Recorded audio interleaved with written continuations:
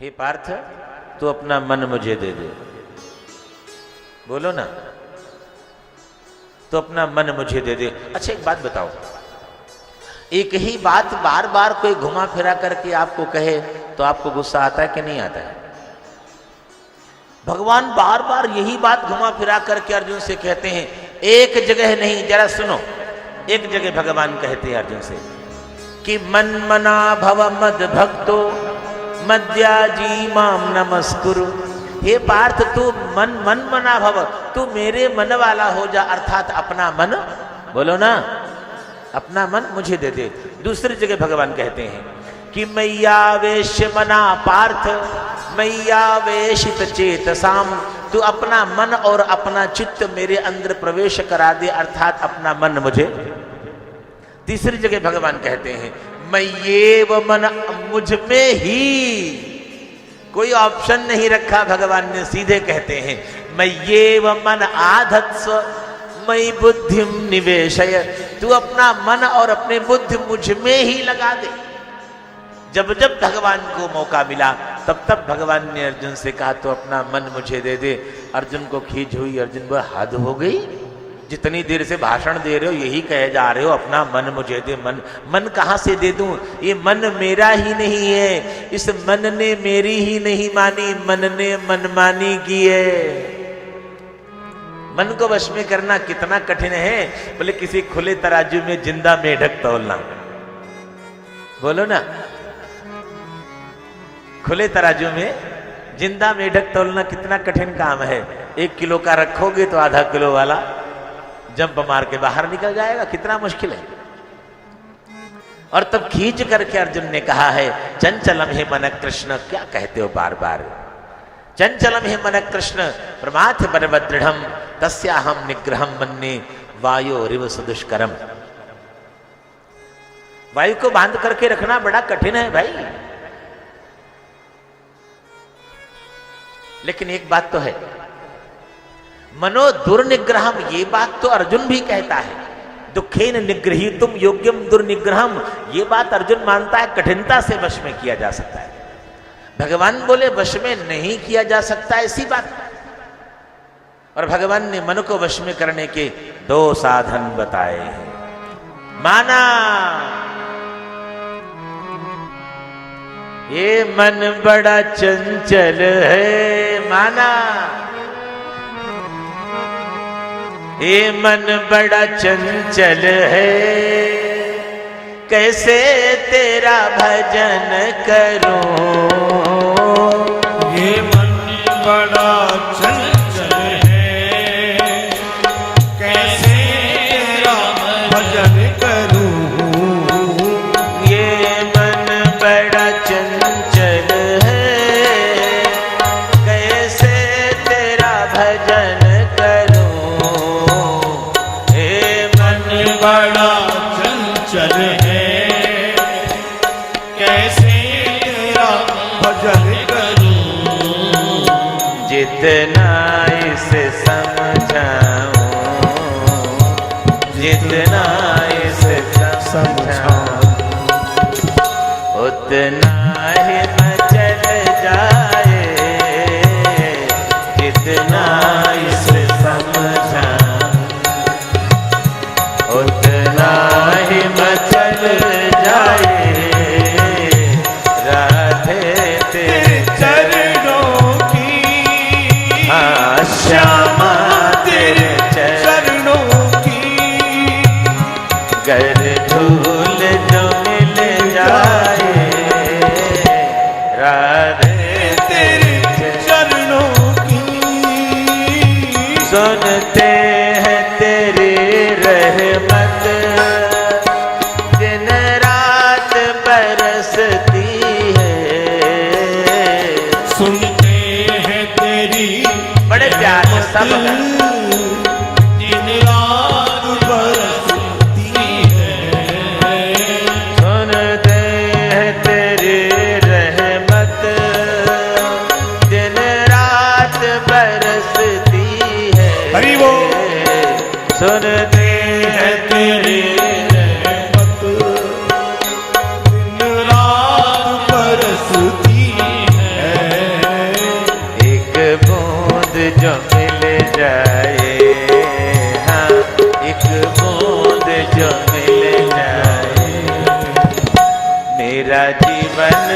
मर जाए, एक बूंद जो मिल जाए, मेरा जीवन संवर आए।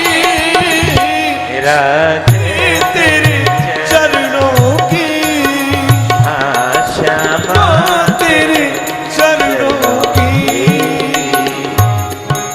माना भगवान कहते हैं असंशयम महाबाहो मनो दुर्निग्रहम चल। माना असंशयम महाबाहो मनो दुर्निग्रहम चलम, लेकिन अभ्यासेन तो कौन्तेय वैराग्येन च गृह्यते। अभ्यास और वैराग्य के द्वारा इस मन को वश में किया जा सकता है, नहीं किया जा सकता ऐसी बात नहीं। तो मां पहली बात आप सत्संग करो। भागवत जी में संक्षिप्त नवधा भक्ति का उपदेश 2 बार किया गया, एक बार भगवान कपिल के प्रसंग में और एक बार श्री प्रहलाद जी महाराज के प्रसंग में। अरे मां, एक सत्संग में जाने मात्र से आपको 9 प्रकार की भक्ति अपने आप प्राप्त हो जाएगी। कैसे? देखो, एक काम करना पड़ेगा। देखो, सत्संग में तो जाना पड़ेगा। एक सत्संग में जाने मात्र से 9 प्रकार की भक्ति आपको कैसे मिलेगी, थोड़ा सा चिंतन करके देखें। पहली भक्ति का नाम है श्रवण। श्रवणम कीर्तनम विष्णोः स्मरणम पादसेवनम अर्चनम वंदनम दास्यम सख्यमात्म निवेदनम। भगवान की पहली भक्ति का नाम है श्रवण। श्रवण मीन्स सुनना। जब एक बार आप यहां तक आ जाओगे, हाँ, बस एक संकल्प करना पड़ेगा। घर से यहां तक आने में आपको 10 मिनट लगेंगे, लेकिन यहां तक आने का संकल्प करने में 10 साल लग जाते हैं। श्री राधे श्री राधे।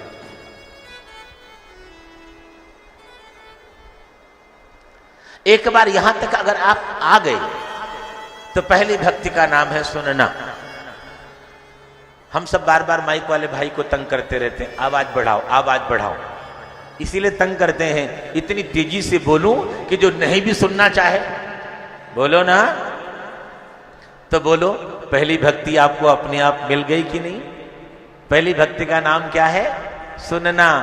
तो पहली भक्ति आपको अपने आप मिल गई। दूसरी भक्ति का नाम है कीर्तन करना। हाँ, वो मैं नहीं करवा पाता, ये बात तो है, लेकिन फिर भी बीच में कीर्तन भजन होते ही किसी न किसी रूप में। अच्छा, कीर्तन करना क्यों चाहिए? कथा के मध्य में आगे पीछे कीर्तन करना क्यों चाहिए? उसका एक कारण ये, भगवान की एक माया है। गोस्वामी जी महाराज कहते हैं, माया खलो नर्तकी बिचारी। भगवान की जो माया है वो नर्तकी है। क्या है?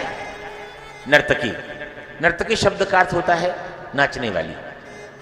तो सीधी सी बात ये है, माया रूपी जो नर्तकी है, जो नाचने वाली है, वो जितनी अच्छी तरह से नाचना जानती उतनी अच्छी तरह से लोग कहते नहीं, उसने तो एक उंगली पर नचा के रखा है। वो अच्छी तरह नाचना जानती है तो अच्छी तरह नचाना भी जानती है।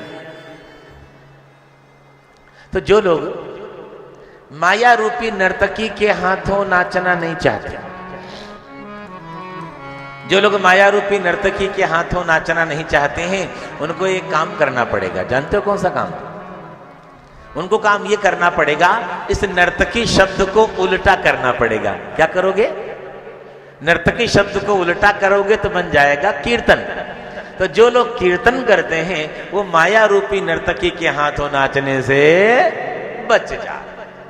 इसलिए कीर्तन तो कभी कभी कीर्तन भी हो ही जाता है। श्री राधे गोविंद भज मन श्री राधे, श्री राधे गोविंद भाव से मन श्री राधे। श्री राधे गाइए, सब गाइए। भज मन श्री राधे, श्री राधे गोविंद प्यार से सब मन श्री राधे। श्री राधे गोविंद भज मन श्री राधे। श्री राधे गोविंद सब गाए भाव श्री राधे श्री राधे बोलो जय राधे श्री राधे बोलो जय राधे श्री राधे बोलो जय राधे श्री राधे बोलो जय राधे श्री राधे गोविंद भज मन श्री राधे श्री राधे गोविंद श्री राधे मन श्री राधे श्री राधे गोविंद भज मन श्री राधे श्री राधे गोविंद भज मन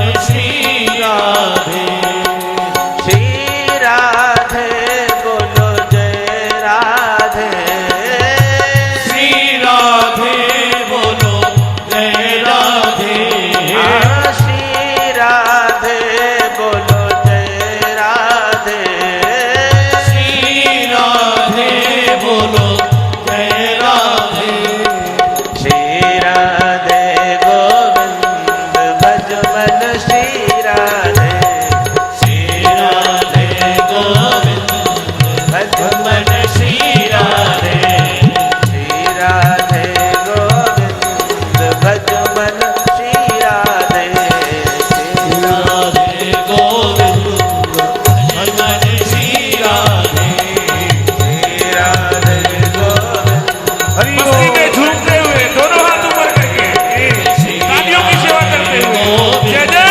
श्री राधे मन श्री राधे राधे बोलो जय राधे श्री राधे जय श्याम राधे श्री राधे बोलो श्याम राधे श्री राधे बोलो श्याम राधे श्री राधे गोविंद जय हो श्री राधे श्री राधे गोविंद भज मन श्री राधे जय राधे राधे गोविंद भज मन श्री राधे श्री राधे गोविंद भज मन श्री राधे भज मन श्री राधे मन श्री राधे भज मन श्री राधे भज मन श्री राधे भज मन श्री राधे भज मन श्री राधे भज मन श्री राधे भज मन श्री राधे भज मन श्री राधे भज मन श्री राधे भज मन श्री राधे भज मन श्री राधे ओ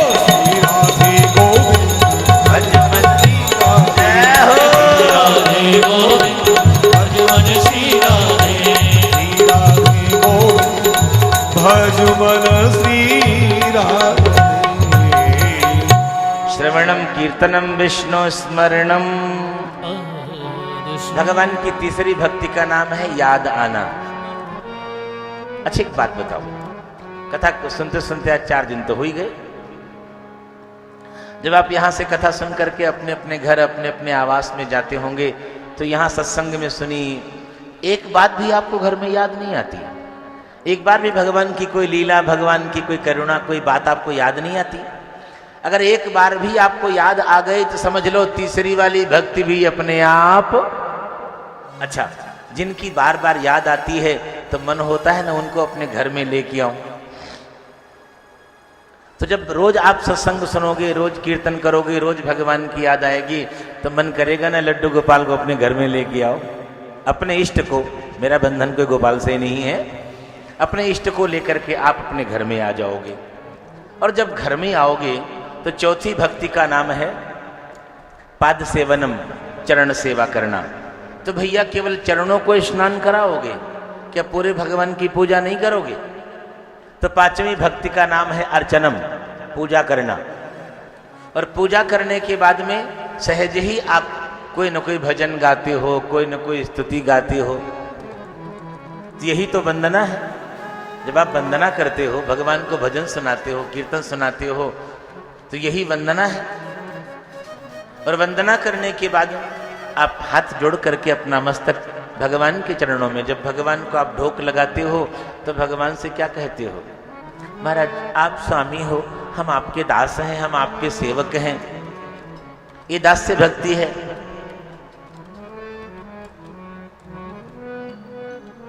सातवीं भक्ति का नाम है दास्य भक्ति। हम आपके दास हैं। और दास्य भक्ति के आचार्य हमारे श्री हनुमान जी महाराज। हाँ, हमारे हनुमान जी महाराज दास्य भक्ति के आचार्य हैं। और मैं आपका दास हूं, मैं आपका दास हूं, रोज रोज दास दास कहते कहते, भगवान को प्रेम करते करते धीरे धीरे भगवान के प्रति आपको मैत्री का भाव उत्पन्न हो जाता है। भगवान मेरे सखा हैं, भगवान मेरे मित्र हैं। सख्य भक्ति का आरंभ हो जाता है। अधिक समय तक दास्य भक्ति की जब पुष्टि हो जाती है तो सख्य, ध्यान रखना मेरे वाक्यों को पीना, जब दास्य भक्ति की पुष्टि हो जाती है तब सख्य भाव का आरंभ होता है, तब मित्रता का भाव आरंभ होता है। रोज भगवान को कहते हो मैं आपका सेवक हूं, मैं आपका दास हूं, दास हूं, दास हूं। आपको कुछ काम पड़ता है तो भगवान को ढोक लगाते हो, ओ भाई एक काम करो, छोटा सा मेरा काम है, जरा करवा दो। बोलो बोलो बोलो, भगवान को अपने बोलते हो कि नहीं बोलते हो?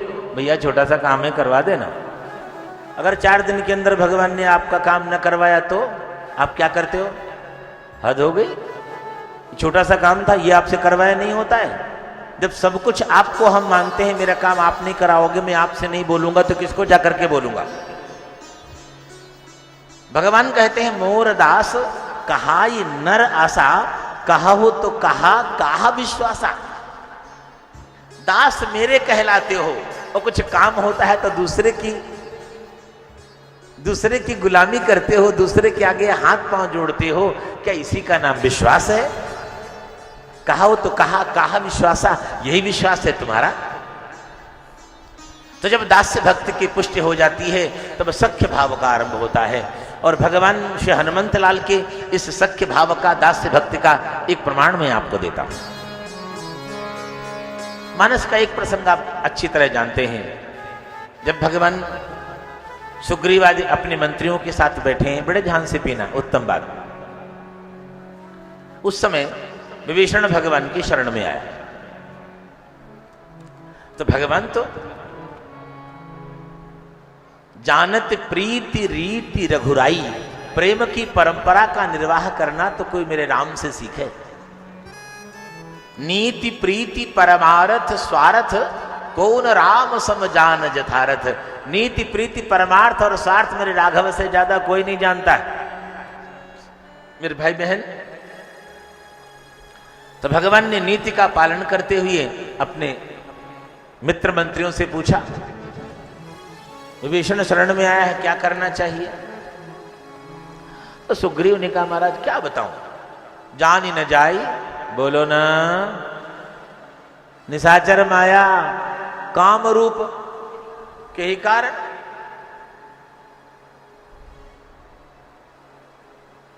भेद हमार लेन सठ आवा, राखिय बांधि मोहि असभावा।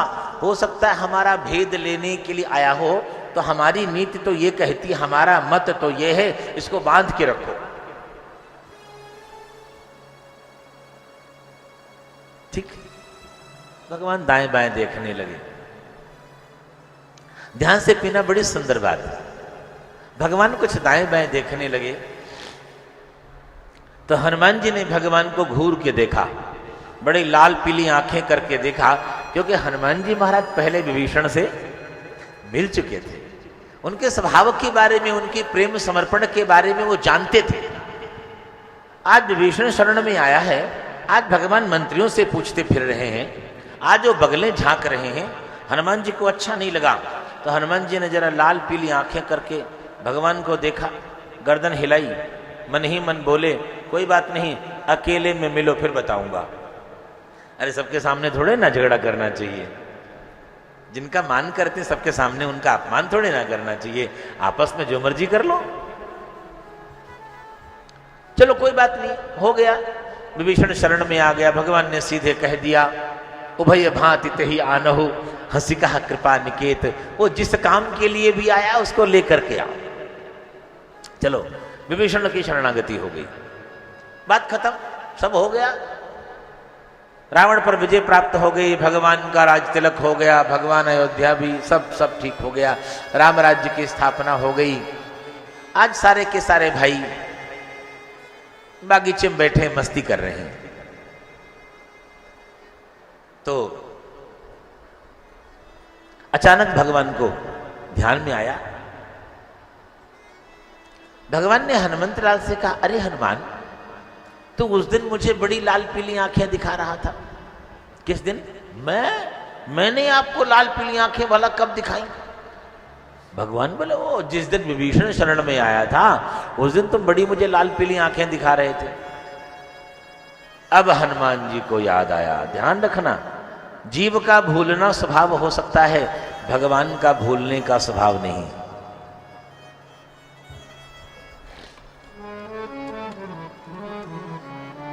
भगवान ने कहा, जिस दिन विभीषण शरण में आया उस दिन तो बड़ी लाल पीली आंखें दिखा रहा था। हनुमान जी ने कहा, महाराज आप मुझे क्षमा कर दीजिए, तब की बात अब तक आपने याद करके रखी। जाने दीजिए, मैं क्षमा मांगता हूं, जो कुछ हो गया भूल जाइए। अरे भगवान बोले, मैं तो भूल ही गया था, मैं तो वैसे ही पूछ रहा हूं, आखिर उस दिन लाल पीली आंखें दिखा क्यों रहे थे? हनुमान जी बोले, कह दिया ना, मैं क्षमा मांगता हूं अपने अपराध के लिए, आप मुझे क्षमा कर दीजिए। अरे भगवान ने कहा, मैं कुछ कह थोड़े ना रहा हूं, मैं तो वैसे ही पूछ रहा हूं, अगर मेरे हनुमान ने लाल पीली आंखें दिखाई तो कोई ना कोई कारण तो अवश्य होगा। हनुमान जी बोले, क्या बताऊं, उस दिन विभीषण शरण में आया, विभीषण से मैं मिल चुका था, उसका स्वभाव मैं जानता था, फिर भी जब वो आया तो आप उसको शरण में लेने से आनाकानी कर रहे थे, आप दूसरों से पूछते फिर रहे थे, आप इधर उधर बगलें झांक रहे थे, तो मुझे अच्छा नहीं लगा, इसलिए चलिए मुझे क्षमा कर दीजिए। भगवान बोले, अच्छा कोई बात नहीं। हनुमान जी बोले, कोई बात नहीं, अब आप बताओ, उस दिन बगलें क्यों झांक रहे थे? उस दिन दाएं बाएं क्यों देख रहे थे? भगवान बोले, मैं क्या देख रहा था, मैं तो ये देख रहा था जैसे विभीषण शरण में आया है, शायद रावण भी आया होगा, तो मैंने सोचा विभीषण को तो शरण में लूंगा ही लूंगा, रावण को भी शरण में ले ले। हनुमंत लाल की आंखें भर आई, मेरा ठाकुर कितना दयालु। मेरे भाई,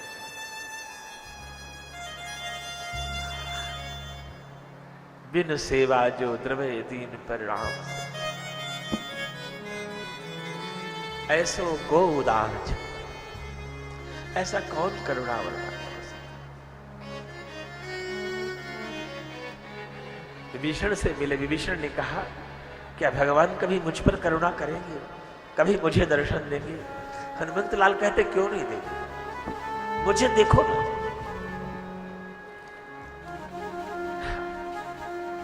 कहु कवन में और परम कुलीना, कपि चंचल सब ही बिन।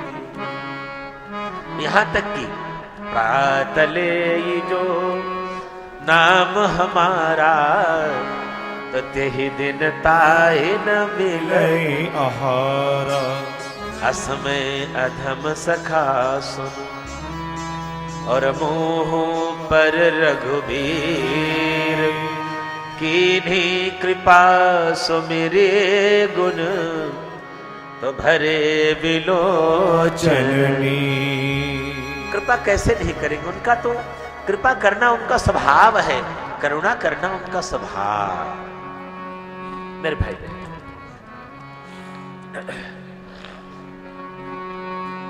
भगवान कहते हैं, मैं तो केवल ये देख रहा था जैसे विभीषण आज शरण में आया है, अगर रावण भी आ गया हो तो उसे भी शरण में। मम गुण गावत पुलक शरीरा, मम गुण गावत पुलक शरीरा, मम गुण गावत पुलक शरीरा, मम गुण मम गुण गावत पुलक शरीरा, मम गुण गावत पुलक शरीरा, गद गद गिरा नयन बन नीरा,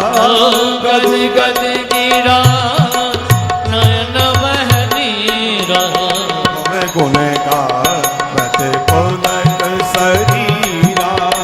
मम गुण गावत पुलक शरीरा। जिनके दंभ कपट नहीं माया, जिनके दंभ कपट कपट नहीं माया।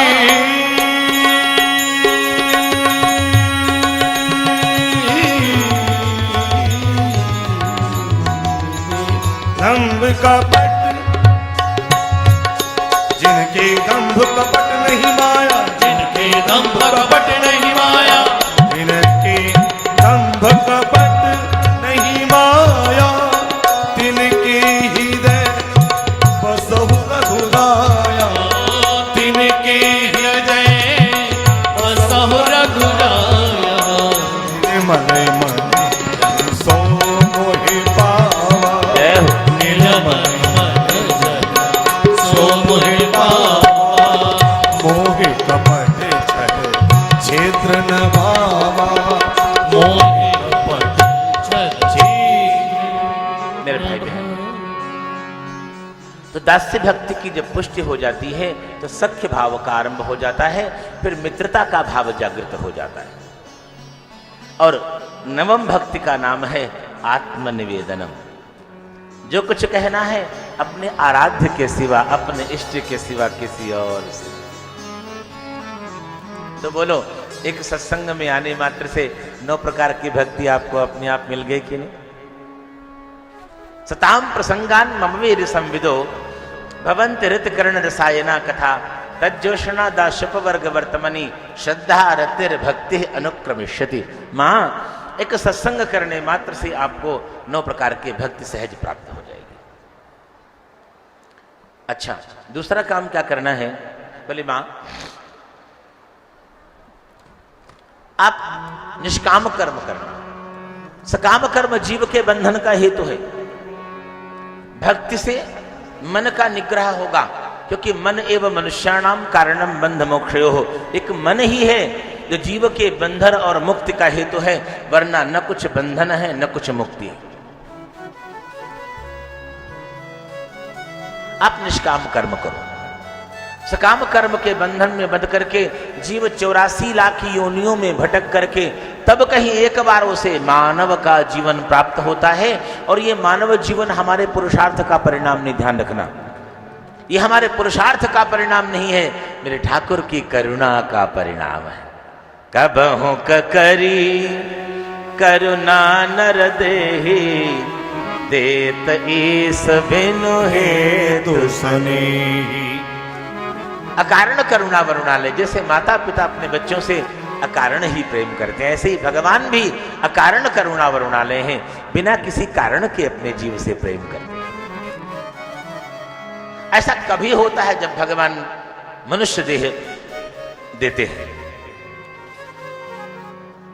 तो इस माया मोह के चक्कर में सकाम कर्म के बंधन में पड़ करके, मोह पाश में बंध करके अनेक योनियों में जाकर के कीड़े मकोड़े की योनियों को प्राप्त करता है, तब जाकर कहीं एक बार मानव जीवन प्राप्त। तो मां सकाम कर्म बंधन का कारण। दूसरी बात, जब जीव मां के उदर में आता है, सप्तम मास में जीव को भगवान का दर्शन होता है। सप्तम मास में जीव को भगवान का दर्शन होता है। दर्शन पाकर के जीव भगवान से जीव कहता है, हे गोविंद, आप मुझे इस नरक से बाहर निकालिए।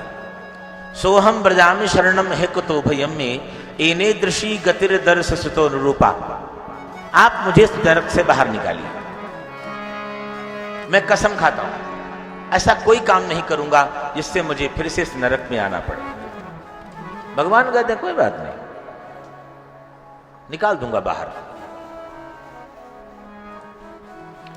2 दिन 4 दिन जब जीव भगवान के साथ रहता है, भगवान जीव को 7वें महीने दर्शन देते हैं, 7वें महीने से भगवान लगातार जीव के साथ रहते हैं। तो जब जीव को भगवान का दर्शन हो गया तो दर्शन प्राप्त करके उसे ज्ञान हो गया। जीव को ज्ञान हुआ और जीव भगवान से कहता है, महाराज अब मैं बाहर जाना, बोलो ना। भगवान बोले, हद हो गई, तेरा कोई दीन ईमान नहीं, अभी 4 दिन पहले कह रहा था तू बाहर जाना चाहता है और अब कह रहा तू बाहर क्यों नहीं जाना चाहता है? तो जीव ने एक तर्क दिया, सो हम वसन्नपि विभो बहु दुःखवा, माना मैं इस नरक में बहुत दुख के साथ रह रहा हूं, इसके बाद भी मैं बाहर जाना नहीं चाहता। सो हम वसन्नपि विभो बहु दुःखवासम गर्भान्न निर्जगमिषे बहिरंधकूपे। क्यों? बोले यत्रोपयात्मपसर्पत देव माया मिथ्यामतिर्यदनु संस्कृति चक्र में तत्। मैं जानता हूं भले ही इस नरक में मैं बड़े कष्ट के साथ रहता हूं, मैं फिर भी यहां से बाहर जाना नहीं चाहता। कारण? बोले कारण ये है यत्रोपयात्मपसर्पत देव माया, जैसे ही मैं बाहर निकल करके जाऊंगा, शुद्ध बुद्ध चैतन्य स्वरूप ये जो आत्मा जैसे ही बाहर निकल करके हम जाएंगे, उसी समय आपकी माया आक्रमण कर देती है और ये आक्रमण के माया के आक्रमण के परिणाम स्वरूप शुद्ध बुद्ध चैतन्य स्वरूप जो आत्मा है ये जीव बन करके रह जाती है। हमारी सारी की सारे कसमें धरी की धरी रह जाती है। हम कहते तो हैं कि हम कसम खाते हैं, हम ऐसा कोई काम नहीं करेंगे जिससे हमको फिर से इस नरक में आना पड़े। ये सारी की सारी हमारी कसमें झूठी हो जाती हैं। हम बार बार वही काम करते हैं जिससे मुझे इस नरक में आना पड़े,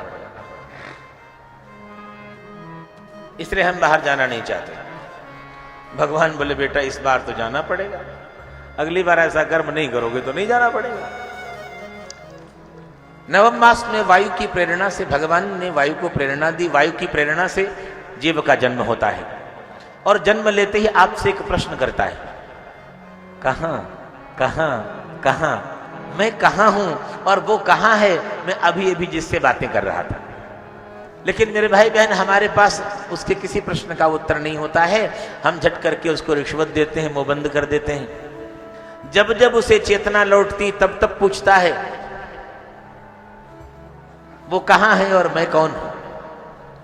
और मजे की बात ही, हम संसार के लोगों को जितना ज्ञान है उतना ही तो ज्ञान देते हैं। हम सारे संसार का बोध कराते हैं, बेटा ये माता पिता भाई बहन ये घर परिवार संसार है। वास्तविक पदार्थ का हम ज्ञान नहीं दे पाते। जीव अपने सारे संसार के कर्मों को उससे निवृत्त होता है और जब 4 कंधों पर चढ़ करके जाने लग जाता है तब सैकड़ों लोग पीछे पीछे जाते हैं। अरे भैया एक बड़ी जरूरी बात बतानी रह गई। अच्छा वो कौन सी? बोले राम नाम बोलो ना। डर लग रहा है क्या? राम नाम झूठा है तो बोलो ना फिर राम नाम। हाँ बड़ी जरूरी बात बतानी रह गई। अब ये बताओ सुनने वाला कौन है? वो तो गया। धर्मानुगो गच्छत जीव एकः, धर्म का अनुसरण करने वाला जीव तो गया। अब सुनने वाला कौन है? ये तो पांच भौतिक शरीर है, ये तो अपने पंच महाभूतों में फिर से विलीन हो जाएगा। ये तो जहां से आया वहीं चला जाएगा, यहां तो कुछ अंतर नहीं पड़ने वाला है। सारे संसार का बोध कराते हैं, उस सत्य का बोध नहीं करा पाते। भगवान कहते हैं इसलिए मां आप सकाम कर्म मत करना। सकाम कर्म जीव के बंधन का हेतु है और तत्कर्म यन्न बंधाय, वो कर्म ही किस काम का जो जीव के बंधन का हेतु बने। अच्छा मां एक काम और करना, वो क्या? बोले संसार में 24 प्रकार के तत्व हैं, ध्यान से पीना। संसार में 24 प्रकार के तत्व हैं। 5 ज्ञानेन्द्रियां, 5 कर्मेंद्रियां, 5 महाभूत, पृथ्वी जल तेज वायु आकाश, 5 तन्मात्राएं, शब्द स्पर्श रूप रस गंध। कितने हो गए? 20। कितने हो गए? 5 ज्ञानेन्द्रियां, 5 कर्मेंद्रियां, 5 महाभूत, पृथ्वी जल तेज वायु आकाश, 5 तन्मात्राएं, शब्द स्पर्श रूप रस गंध और अंतःकरण चतुष्टय, मन बुद्ध चित्त और अहंकार। कुल हो गए 24। भगवान कहते हैं मां इन 24 पदार्थों से 24 तत्व से ऊपर एक 25वां तत्व है, वो मैं हूं। इस 25वें तत्व को पुरुष कहा जाता है। वेद भी उसे पुरुष ही कहता है। सहस्त्र से रेखा पुरुषः सहस्त्राक्षः सहस्त्रपात सभूमिगुं सर्वत स्पृतवाते तिष्ठत शांगुलम। वेद कहता, उपनिषद भी पुरुष ही कहता है। तमाहु रग्रिम पुरुषम महंतम। उस 25वें तत्व को उपनिषद भी पुरुष ही कहते हैं। मां वो 25वां पुरुष, वो तत्व मैं हूं और मैं संसार के प्रत्येक पदार्थ में पिरोया हुआ हूं, पिरोया हुआ। सारे संसार के पदार्थ तो दिखाई देते हैं, लेकिन जिसकी सत्ता के बिना पत्ता नहीं हिलता वो मैं दिखाई नहीं पड़ता। सूत्रे मणिगणा इव, ये माला तो दिखाई पड़ती है, लेकिन जिसके बिना माला बन नहीं सकती वो धागा दिखाई। मां, संसार के प्रत्येक पदार्थ में तू केवल, अब 3 बातें मां के सामने भगवान ने रखी। मां, नंबर 1 तुम प्रतिदिन सत्संग करो, नंबर 2 आप निष्काम कर्म करो। आहा, कायेन वाचा मन से इंद्रिय, ये निष्कामता है, ये निष्काम कर्म। कायेन वाचा मन से इंद्रियैर्वा बुद्ध्यात्मना वा प्रकृते स्वभावात् करोमि यद् यद् सकलं परस्मै नारायणायेति समर्पयेतत्, नारायणायेति समर्पयेतत्। जो भी कर्म हमारे मन वाणी कर्म से बन जाए वो सब नारायण के प्रति समर्पित है। बस तदीयं वस्तु गोविंद तुभ्यमेव समर्पये गृहाण सम्मुखो भूत्वा प्रसीद परमे, तेरा तुझको अर्पण। ये विवेक है, ये समर्पण है। करोमि यद् यद् सकलं परस्मै नारायणायेति समर्पयेतत्। बस नारायणार्पणमस्तु। तो मां, आप सत्संग करो, आप निष्काम कर्म करो। और तीसरी बात भगवान कहते हैं, मां, संसार के प्रत्येक पदार्थ में मेरे अतिरिक्त कोई और नहीं है। संसार के हर पदार्थ में मैं ही विद्यमान हूं, इसलिए मां, संसार की हर वस्तु में आप मेरा दर्शन कीजिए। बस मद भयात वाति वातोयम सूर्यस्तपति मद भयात वर्षतीन्द्रो दहत्यग्निर मृत्युश्चरति मद भयात। ये वायु मेरे भय से बहती है, सूर्य मेरे भय से प्रकाश देता है, चंद्रमा मेरे भय से शीतलता देता है, वायु मेरे भय से बहती है, यहां तक कि मृत्युश्चरति मद भयात, मृत्यु भी मेरी आज्ञा के बिना कहीं नहीं जा सकती है। तो एवं निशम्य कपिलस्य बचो जनित्री साकरदमस्य दयिता किल देवहूति विस्तृस्त मोह पटला तमभिप्रणम्य दुष्टाव तत्व विषयांकित सिद्ध भूमि। मेरे भाई बहन, एवं निशम्य कपिलस्य बचो जनित्री, आज भगवती देवहूति ने क्या किया, जरा ध्यान से सुनना। एवं निशम्य कपिलस्य बचो जनित्री साकरदमस्य दयिता किल देवहूति। आज भगवती देवहूति ने क्या किया, भगवान कपिल के द्वारा दिए गए उपदेश को सुन करके उनकी मां देवहूति की आंखों के सामने जो अज्ञान का आवरण था, जो माया का पर्दा था, वो पर्दा हट गया। अब मां ने किया क्या, बोले तमभिप्रणम्य एवं निशम्य कपिलस्य बचो जनित्री साकरदमस्य दयिता किल देवहूति विस्तृत मोह पटला तमभिप्रणम्य। उनकी आंखों के सामने जो अज्ञान का पर्दा पड़ा था, उस अज्ञान के पर्दे के हटते ही मां देवहूति ने अपने पुत्र को प्रणाम किया, क्योंकि मां जानती ही ये मेरा पुत्र नहीं, ये मेरा सद्गुरु है, इसने मुझे मोक्ष का मार्ग बताया। तुष्टाव तत्व विषयांकित सिद्ध भूमि। फिर क्या था, भगवान कपिल वहां से उठे और तप करने के लिए चले गए। मां देवहूति भगवान कपिल के द्वारा बताई गई विधि से वहीं पर रह करके उपासना करती रही, और एक दिन सहज ही उनका शरीर छूट करके नदी के रूप में परिणत हो गया।